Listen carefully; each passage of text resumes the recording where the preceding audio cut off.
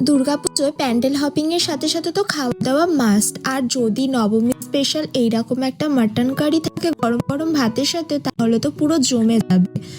আজকে এই মাটন কারির রেসিপিটি তোমাদের সাথে শেয়ার করব। চলো তাহলে দেখে নেওয়া যাক এই মাটন কারির রেসিপিটি।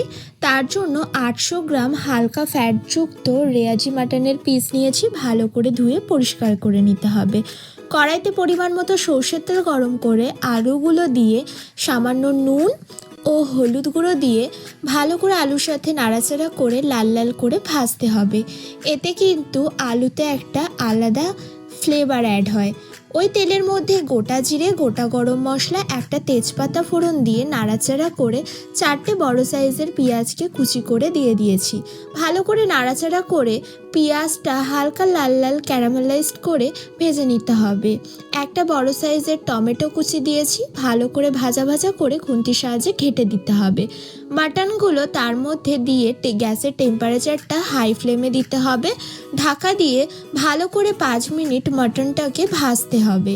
মাটনটা ভাজা ভাজা হয়ে গেলে পরিমাণ মতো আদা রসুনের পেস্ট, 1 চামচ পরিমাণে কাঁচা লঙ্কার পেস্ট, পরিমাণ মতো হলুদ গুঁড়ো, পরিমাণ অনুযায়ী লঙ্কার গুঁড়ো যেহেতু কাঁচা লঙ্কার ব্যবহার হয়েছে, জিরের গুঁড়ো, ধনের গুঁড়ো, সানরাইজের মিট মশলা আর পরিমাণ মতো নুন দিয়ে মাটনের সাথে মশলাগুলো ভালো করে কষাতে হবে। 100 গ্রাম টক দইকে ভালো করে ফেটিয়ে এখানে দিয়ে দিয়েছি। আর পরিমাণ মতো কাশ্মীরি লঙ্কা দিয়ে ভালো করে নাড়াচাড়া করে কষাতে হবে। মাটন কিন্তু যত ভালো কষানো হবে এর টেস্ট কিন্তু দ্বিগুণ হয়ে যাবে। এখানে কষানোর সময় 1 চামচ ঘি ব্যবহার করেছি, এতে মাটনের টেস্টটা আরও বেশি ভালো আসে। মাটনটা 60% কুক হয়ে গেলে কষাতে কষাতে আলুগুলো তার মধ্যে দিয়ে দিতে হবে। সামান্য পরিমাণে জল দিয়ে আবারও ভালো করে কষাতে হবে। পুরোপুরি কষাতে কষাতে তেল ছেড়ে গেলে মাটনটা ঠিক এইরকম পর্যায়ে চলে এলে পরিমাণ মতো উষ্ণ গরম জল দিয়ে দিতে হবে।